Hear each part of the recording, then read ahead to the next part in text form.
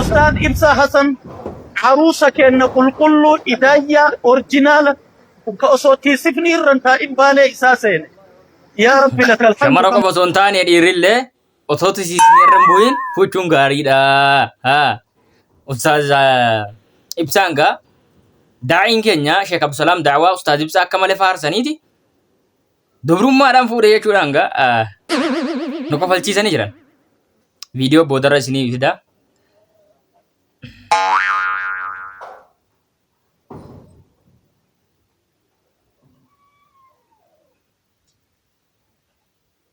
namoota wal jaallatan jedduu deemanii dubbii akkasii facaasuun gaariidha.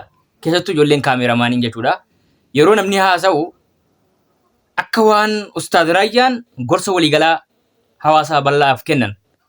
Garuu suuraa Ustaad Ibsaa irratti keessee akka waan Ustaad Ibsaa qeeqanii haala yerootiin wal qabata. Isaan waa'ee fuudhaa heerumaarraa haasa'an jaartii keessa miidiyaarran fidinaa jedhan. As keessatti dhimmi ilaalatu dhimma Ustaad Ibsaadhaan wal laalatu miti. Garuu hin fakkeessite ijoolleen kun.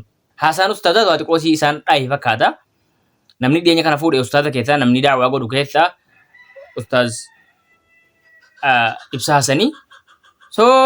Dogongora akkasirraa of eeggachuun gaariidha. Tokkoffaa irratti suuraan Ustaaz Ibsaa bakkee ba'ee jiru suuraa muraasa malee suuraan guddaan AI'dha. Tarii AI kana arganii Ustaaz Raayyaan adda baafachuu dadhabanii qeeqanii waan jedhuufis mee walitti deebinee ilaalla. Habis baki lalu fedha mana shauri kan kira dhimma qabaadhee miti. What problem always? Sidis pagi. Kan kau sadih kau fakir. Berkata tu dua argisi dorate. Muhammad wallahi He shot you. Balik. Berkata tu dua argisi dan cakap orang tu lemah dapatnya aci terabat. Malik. Kaba aci kan gara-gara dia juga kan nana itulah. Akan nama dia orang itulah. Asin dia juga samaran ini itulah jigar dalalah. Dia cuma kerana nana itulah. wallahi Muhammad bayan wan ati barakana nugote. Fuuldura isaanii jajjeemsa kana jaa. Dura kan ka jammare Karat ini akasin katamu maltate. Mootiin agarsiiteen qirxii garaa. Ni maalchi gootatil den atoo intala shamaraati. Bor eerumtee ilmoo argatta. Viidiyoon kun kee kun waraabamee laa yoomul qiyaamataa. Bayaan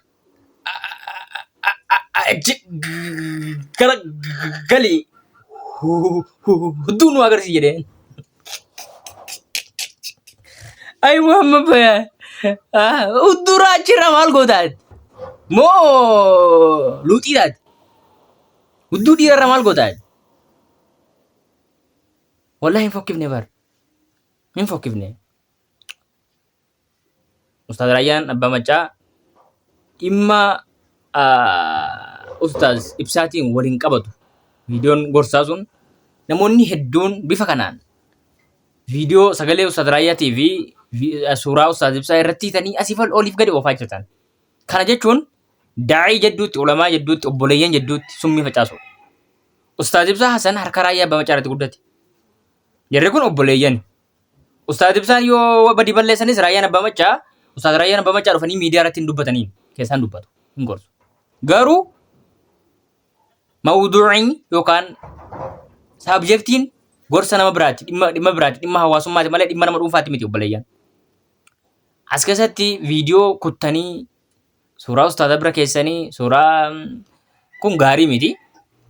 Ustaaz Raayyaan nama waa'ee barnootaa waa hunda baratee nu dura qoratee akka nuti barumsatti jajjabaataa turre akka nuti barumsatti jajjabaannu kan nu godhe Ustaaz Raayyaa abbaa macaati.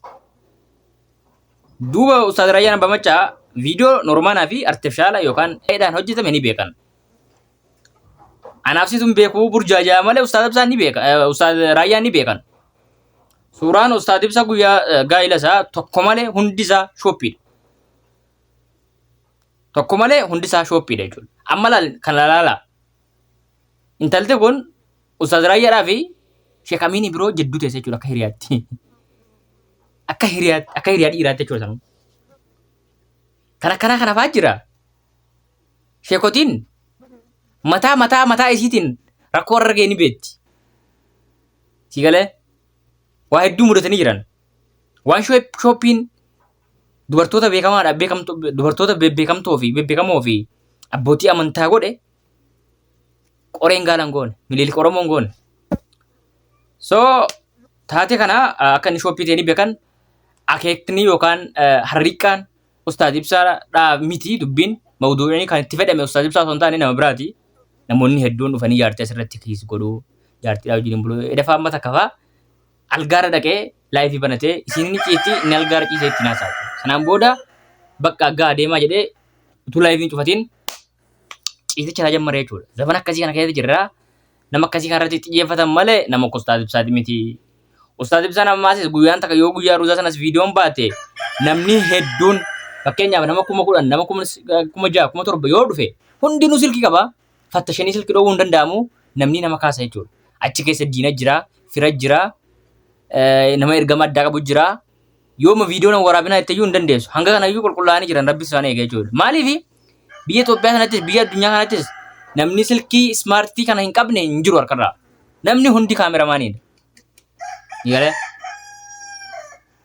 dogongora gorsa isin nama biraa gorsitan iyyuu akka waan isin nama sana jettanii fidanii suuraa irratti gaxxamaniiti dubbii bakka garagalchanii dubbii dabsu biyyatti immoo namni hundi silkii qabatee deema. Yoo halkan faataatee yookiin dhoksanii fuudhan malee yeroo ammaa kanatti fuudha nan du'aa yoo jette abaddan miidiyaarraa an yakuuna laa buddahaa bari'u irraa qulqullaa'uun hin danda'amu. Yoo ati dhiifte nama biraa si sawwaraa abaloo irra fuudhee jedhee si gadhiisa. Kana isinii jechuu barbaade. Garuu wanti barbaachisaan dirqamni Ustaaz Ibsaan jedhan Ustaaz Raayyaan jedhan ofiif of fiduu hin qabnudha. Namni nama fidne gallee wallee.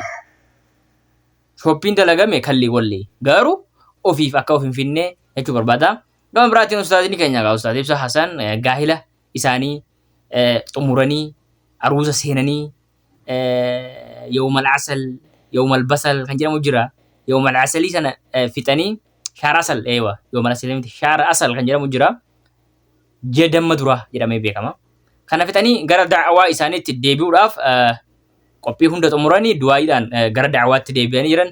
Sheekh Abdusalaam daawwaa bifa kanaan itti dhaqanii akka inni gara da'awaatti deebi'u godhanii jiranii bultii isaa irrattis illee du'aayii kadhataniif jiran akka rabbiin ilma barakaa bultii gaarii godhuuf nutillee egaa kanuma hawwinaa Ustaaz Ibsaan egaa ilma akka isaanii heddummaachuu barbaanna addunyaa kanaaf faayidaa guddaadha waan ta'eef yaa nagaan naaf oola.